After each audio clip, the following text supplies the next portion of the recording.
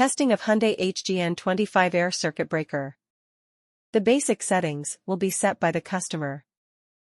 For testing we use 220-volt AC power supply.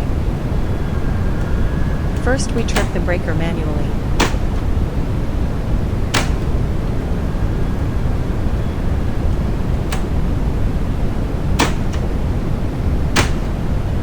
Then we trip the breaker with the help of the UVT.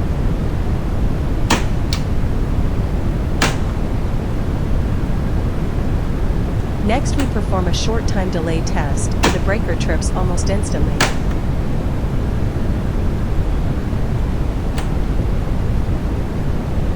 And lastly we perform a long time delay test, and after about 15 minutes the breaker trips.